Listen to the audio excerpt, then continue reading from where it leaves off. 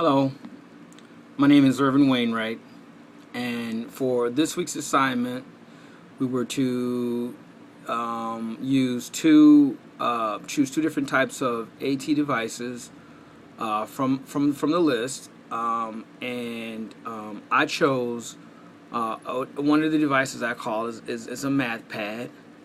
Um, it's a device that is capable, or I should say, used to assist students with basic skills and instructions in areas of addition, subtraction, multiplication, division, and so forth. It's basically a math tool that's used to help kids with learning disabilities in that area that may be retarded or just have difficulty learning. Period. Um, this tool is able to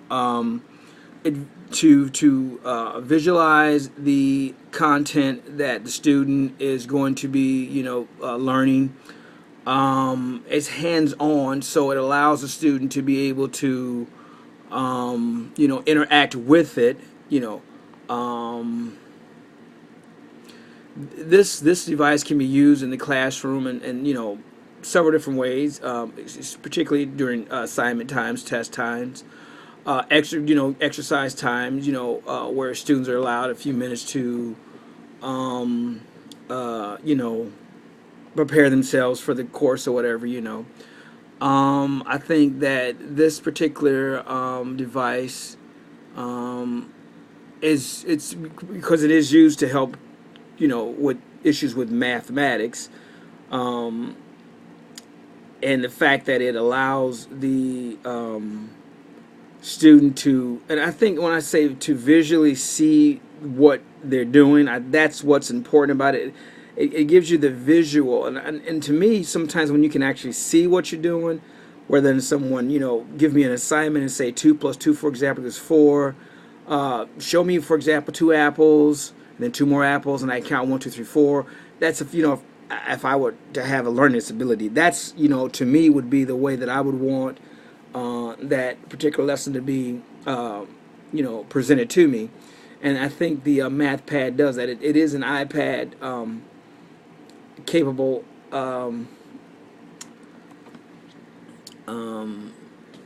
device. You can be in the thing about this is it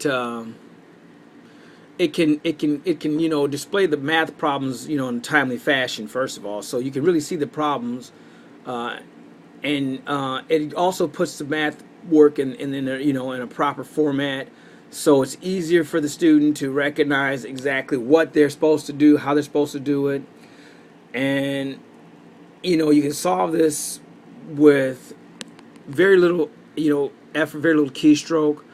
Some of the other games that I can think of that may have been, and in my area, I haven't dealt with a whole lot of kids with I have dealt with kids that have learning disabilities, and so one of the things that I was able to use were computer programs or these types of math pads, that allowed the student to be able to, like, and again, I have to say the word visually see what they were doing.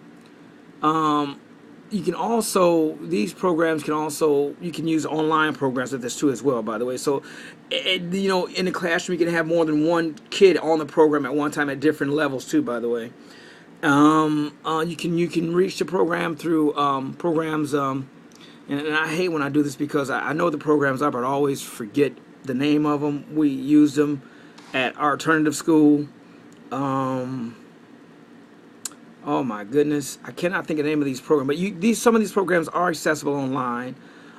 There are some apps for the iPad that you can use for as well. For all of the tablets right now, you can use some of these apps as well. I just thought about the math pad or the math program because that's one that we've actually used.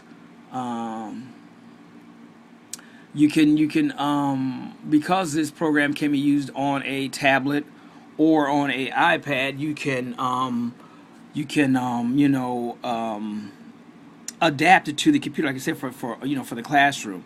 So that's one of the devices that I talk about. And then another one that I kind of like is called text-to-speech software.